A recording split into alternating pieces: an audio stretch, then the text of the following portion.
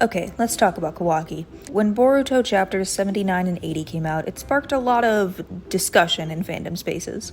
One of these topics that I used to see floating around a lot, and still do sometimes, is the question of, has Kawaki gone too far? Is Kawaki the villain now? And the specific topic of this video, can Kawaki be redeemed anymore? With a certain event that happened at the very end of Pre-Time Skip Boruto, a lot of people decided that this was it for Kawaki, that he'd done something unforgivable and is no longer able to be convincingly redeemed, and if he did, it would be unearned.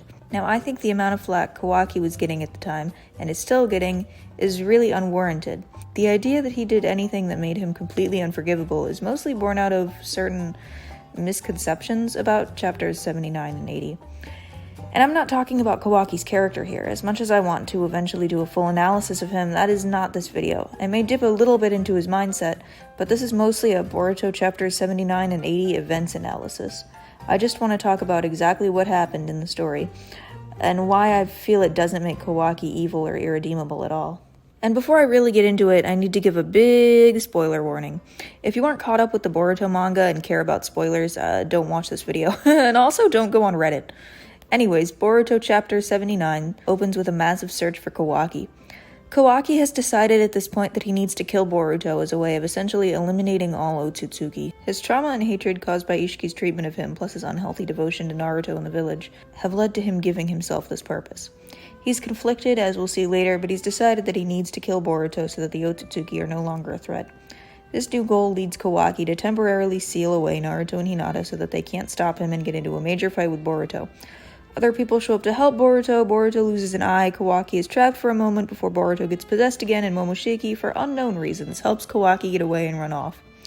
Though he's tired and drained. Kawaki, not Momoshiki. Anyways, that brings us to the beginning of chapter 79, where pretty much the entire village is searching for Kawaki. Obviously, he just attacked Boruto, and no one knows where Naruto or Hinata are, but know that Kawaki had something to do with the disappearance.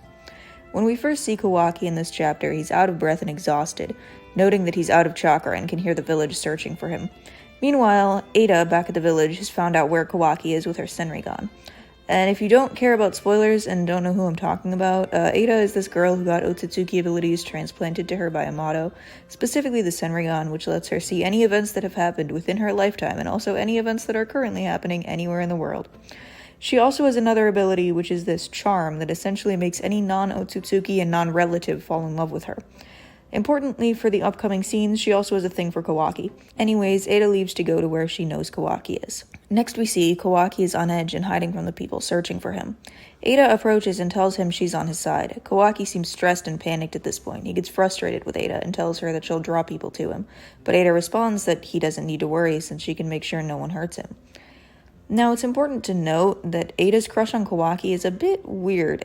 Ada can't control her charm at all. It affects everyone it possibly can affect. And this has made Ada very lonely since she can't really have real relationships of any kind with anyone since her charm starts affecting them. Ada longs for a real romantic relationship where someone likes her in a genuine way and not because her charm forced them to. But of course, it's not like many Otsutsuki are around, considering the only unaffected person other than Kawaki and Ada's own brother is Boruto, who's like 12. If Ada wants a romantic relationship, Kawaki is kind of her only option. And this is how her crush on him has been portrayed throughout the manga up to this point. She does the standard things like blushing when she talks to him, seeming flustered when her crush on him is brought up. She even makes Code agree not to kill him as part of their alliance. However, beyond an aesthetic attraction and a "you're literally my only option" attraction, Ada doesn't seem to really understand him that well, at least at this point in the story. So there's a miscommunication here. Ada obviously assumes Kawaki just wants to get out safely, and she can guarantee him that much, but Kawaki's mind is somewhere else entirely. So in response to Ada's offer, he yells that that's not what he cares about. What he tells her here exactly is, "I don't give a crap about me, I don't matter at all." And that seems to be exactly what he believes. Self-loathing and a bad habit of being way too willing to sacrifice himself have always been parts of Kawaki's character. He's already shown and freely admitted that he's willing to die for his goal. He even tells Naruto before he seals him away that he's free to kill him after his plan is over. So when he tells this to Ada, we have no reason to believe he's not being genuine. In fact, it reads more like he's breaking down and being emotionally vulnerable with Ada. Undoubtedly, the stress and inner turmoil is getting to him, and he's starting to let it all out in front of Ada, who's essentially his only ally.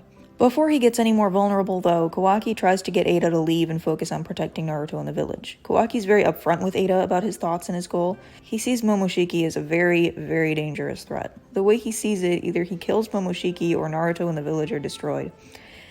And the way Kawaki sees it, he can't let Momoshiki have a chance to break free or fully take over Boruto again.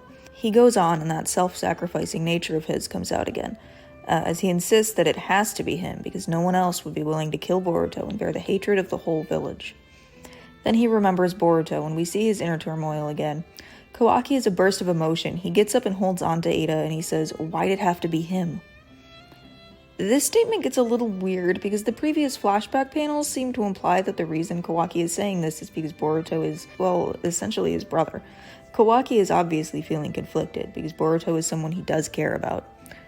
But then he goes on, asking why Momoshiki's vessel couldn't have been a complete nobody and an outsider just like him.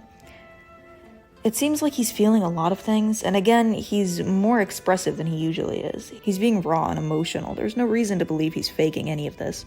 And it seems like his self-loathing is kind of mixing in with his inner turmoil, eventually telling Ada, "You've got this all-seeing Senrigan, use it to look at me, see me for the powerless piece of garbage that I am." And this is when it happens. There's a flash, and Kawaki and Boruto switch places. And I really want to emphasize something before we go on. Kawaki never said anything about wanting a better life for himself. The desire that he was voicing to Ada, that he had no reason to lie about, was purely for the person he had to kill to be more like him and less like Boruto. There's some projection there. He's obviously venting his own feelings about himself while talking about his inner turmoil, but removing that, Kawaki is really just saying that he doesn't want to have to kill Boruto. Or at the very least, he wishes that the person he had to kill was someone other than Boruto. Again, he asked specifically why'd it have to be him. If what Kawaki actually wanted was to switch places with Boruto, it's not a desire he ever voiced or even thought to himself, let alone acted on. After this happens, Ada and Kawaki are found, and Kawaki immediately moves to run or attack. Kawaki has no idea what just happened. Ada has to stop him, and even she seems unsure. All she says is, "Something's off." Ada and Kawaki both have no idea what the situation even is at this point. They don't seem to understand until Ada, picking up on context clues from the ninja who found them, finally realizes. From there, she drops some hints to Kawaki in the questions that she asked to discreetly give him an understanding of the situation. Only then does Kawaki actually realize what's happened. Meanwhile, from Boruto's perspective, Momoshiki explains to him what the situation is. Turns out that Ada's charm is part of a greater ability called omnipotence. With this ability, she can make anything happen. So a little OP, but... Momoshiki himself notes here that Ada can't control this ability. The way he explains it, Ada's charm is her subconscious desire becoming reality. And Boruto and Kawaki switching lives is, according to Momoshiki, Kawaki's desire becoming reality. In all fairness, Momoshiki does mainly put the blame on Kawaki in this scene. He says that Kawaki went through Ada and invoked omnipotence. Even though ordinarily I wouldn't consider Momoshiki a reliable source in the same way that Obito talking to Sasuke isn't a reliable source, this is the first explanation we're getting of this ability, and the way this scene is framed doesn't seem to imply Momoshiki is lying or anything. And I think if anything Momoshiki was saying were specifically inaccurate, there would probably be some hint to it. I'm going to take his word for it here. Even though I do think he's being honest, his phrasing is still a little vague. Went through Ada and invoked omnipotence could mean a couple of things. The first reading of this, and the one that makes Kawaki the most innocent, is that the switch was Ada's subconscious interpretation of Kawaki's desire. Kawaki did just open up to her and vent his feelings, and it seems like Ada in this scene gets more of a real understanding of Kawaki than she had before. She starts to show genuine concern for him, and it seems like her "you're literally my only option" crush on him has become more genuine. She does seem to care about Kawaki, so when he vents his emotions to her while he's stressed, desperate, and conflicted, it's possible that omnipotence activated because Ada herself wanted a better life for this person who she does seem to now genuinely care about. By that reading, Kawaki is literally 100% innocent, as the desire to switch places with Boruto wasn't even his subconscious, and was instead Ada's desire about him. This reading of events makes more sense with what Kawaki actually said to Ada. Again, there's no reason to assume he isn't being honest with her, and he doesn't even imply that he wants Boruto's life, only that he doesn't want to have to kill Boruto. But Ada, who clearly cares more about Kawaki's well-being than Kawaki does, could have wanted that better life for him, so that he doesn't need to think and feel the way that he is in that moment. The other reading, and the one that's more supported by the way Momoshiki talks about this event, is that the desire that activated omnipotence was Kawaki's, and that he and Ada had some kind of weird resonance situation going on. And maybe due to Ada wanting to help Kawaki, his desire activated her ability. In this reading, maybe some part of him did want Boruto's life, but it wasn't a desire that he knew he had. I do think that this is the more likely of the two ways to read this, since Momoshiki specifically says that it was Kawaki's desire that was becoming real. Though I should note here that that doesn't necessarily mean this is specifically what Kawaki wanted. Again, Ada's charm is more of a curse than a blessing sometimes, and she herself even said that she hates that Amato gave it to her. This does seem to suggest that omnipotence can almost be a be careful what you wish for situation, where the desire that becomes real isn't exactly what you want it to be. But even ignoring that fact and assuming that Kawaki specifically wanted Boruto's life, at least unknowingly, the only thing Kawaki is actually guilty of is wanting something, subconsciously, and never talking about it or acting on it. Yeah, so even if you take the most bad faith reading possible and say that Kawaki wanted Boruto's life all along and just lied to Ada, which isn't really supported by any evidence, we know for sure that Kawaki didn't know that the life swap would happen. He didn't know Ada had omnipotence. Ada didn't even know she had omnipotence. When her power activated, neither of them knew what had happened at first. So even if Kawaki was super openly jealous of Boruto, even if he was blatantly lying to Ada, he still couldn't have possibly intentionally swapped lives with him. And I do want to address some points. I'm not saying Kawaki is a morally upstanding citizen. I'm specifically talking about how he's mostly innocent in these chapters. Obviously, he does still openly plan to kill Boruto, and already technically has once. And he also sealed away Naruto and Hinata.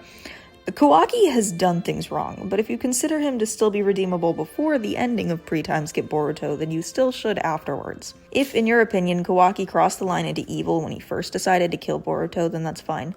What I'm arguing here is that the ending of pre-time skip Boruto, the events in chapters 79 and 80 specifically, are not Kawaki's fault, and do not make him any more evil or irredeemable than he was before.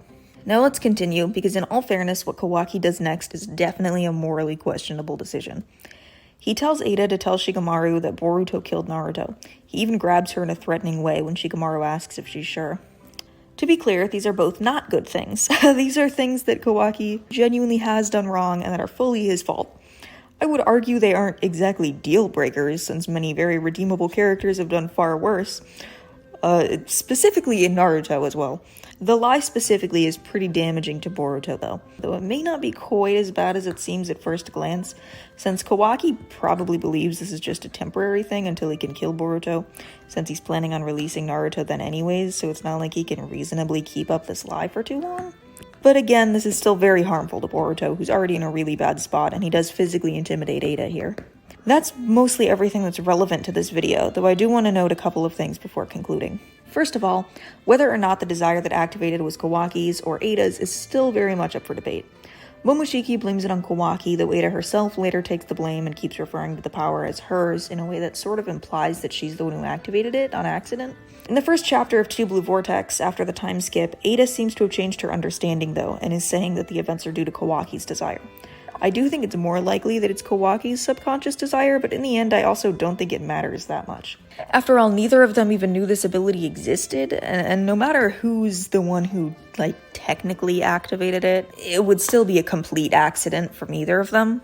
Either way, this is not something they'd previously talked about, it's not something they'd previously planned, it's not something that either of them even brought up in passing, or even in their thoughts that we've seen in the manga at least.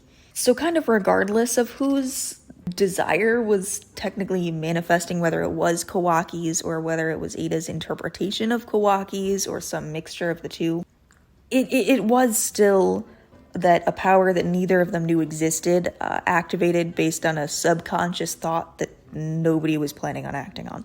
But I also want to bring up that Kawaki isn't a totally innocent baby. He does want to kill Boruto, he did lie about Naruto being dead, he's done things wrong. But him and Boruto swapping lives isn't some full dive into villainy for Kawaki. I also want to note, just in case it wasn't clear in this video, that I am not blaming Ada either. There's a very good chance that it wasn't even her who activated the power, nor was it any desire of hers that activated the power.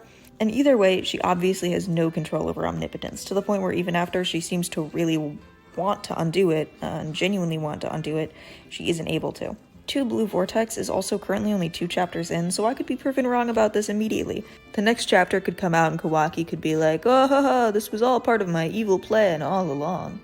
And this entire video could be invalidated immediately. But as of right now, with the information that we have, Boruto's life being completely messed up is not Kawaki's fault, and these chapters specifically didn't make Kawaki significantly more evil or less redeemable at all.